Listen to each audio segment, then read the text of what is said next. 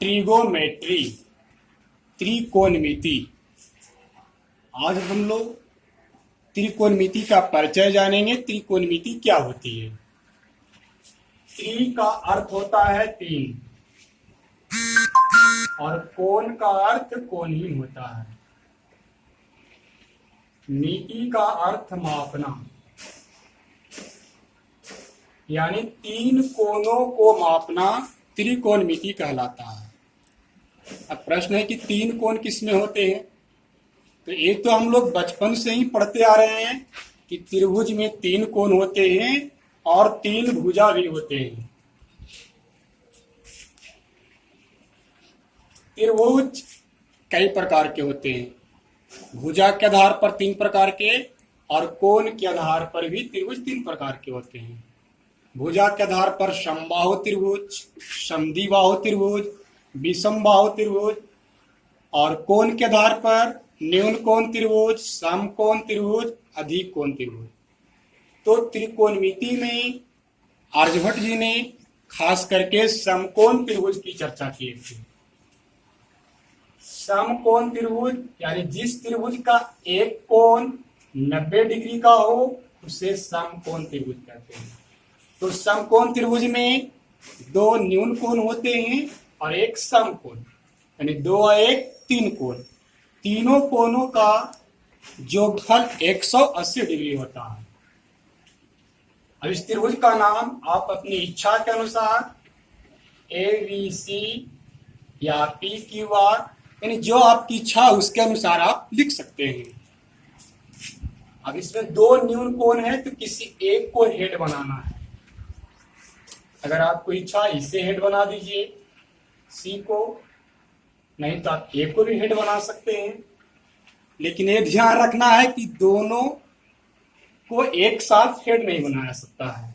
अगर मान लेते हैं हम C को हेड मान लिए और इसका मान हम थीटा मान लेते हैं, तो आर्यभट्ट जी ने बताए थे कि थीटा और लंब के बीच जो भुजा होती है उसको आधार कहते हैं। क्या कहते हैं? आधार। इंग्लिश में इसे बेस कहा जाता है। आप शॉर्टकट में इसे भी लिख सकते हैं। और थीटा के सम्मुख भुजा यानी सामने वाली भुजा को लंब या सम्मुख भुजा, इंग्लिश में इसे परपेंडिकुलर, यानी आप शॉर्टकट में P लिख सकते हैं। और जो सबसे लंबी भुजा है इसे कर्ण, इंग्लिश में बोलते हैं हाइपोटेन्यूज, शॉर्टकट में आप H लिख सकते हैं। तो आर्यभट्ट जी ने त्रिभुज में तीन भुजा तीन कोण के अलावे 6 संबंध बताए थे जिसे त्रिकोणमिति में उपयोग की जाती है। लंब का संबंध कर्ण से, कर्ण का संबंध लंब से, यानी बिल्कुल उल्टा संबंध हो जाता है। लंब का संबंध आधार से, आधार का संबंध लंब से, आधार का संबंध कर्ण से, कर्ण का संबंध आधार से। इस प्रकार उन्होंने 6 संबंध बताए और 6 संबंध का नाम दिए जया, कोजया, स्पर्शजा, कोटि स्पर्शजा,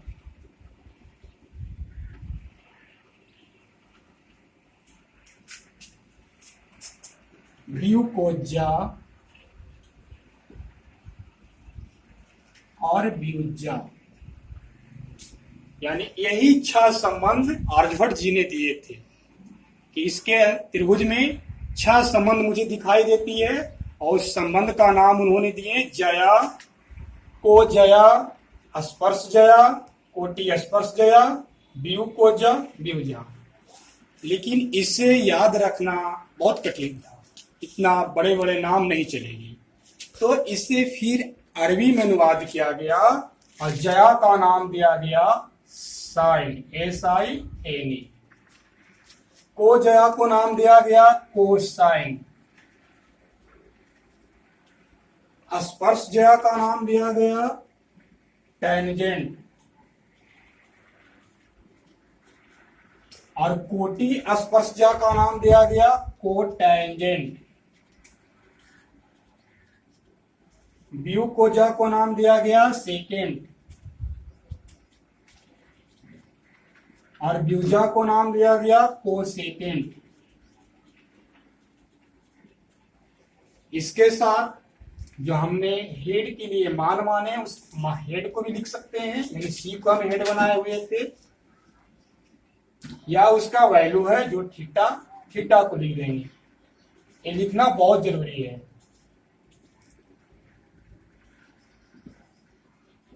अमेरिकन के एक महान गणितीय एडमंड गुंटन ने कहे ये इतना बड़ा बड़ा नाम नहीं चलेगा, हम इसे और छोटा करेंगे। उन्होंने नाम दिए जया को साइन, को जया को कॉस, स्पर्श जया को टैन, कोटि स्पर्श जया को कॉट, व्यू को जा को से, और व्यूजा को कॉसे। यही 6 संबंध इस प्रकार बताएं। साइन, साइन लंब बटा कर्ण, यानी ये जो 6 संबंध है उससे त्रिकोणमिति का फॉर्मूला बन गया लंब बटा कर्ण।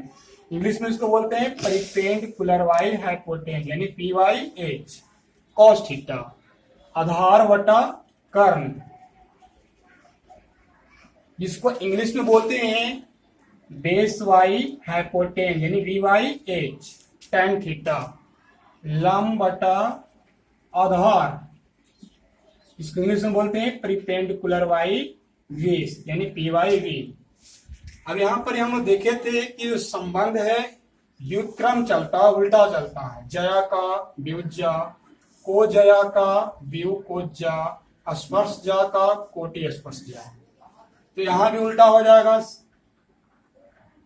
अब इससे टैन है तो टैन का हो जाएगा आपको अपोजिट हो जाता है कॉट। यहाँ पर आप लिख सकते हैं आधार वटा लंब, यानी बेस वाई प्रिपेंडिकुलर VYP से कर्ण वटा आधार,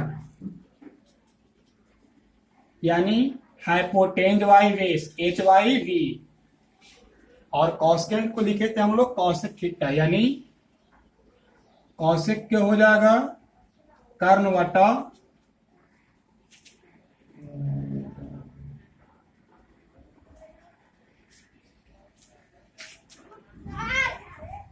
लंब,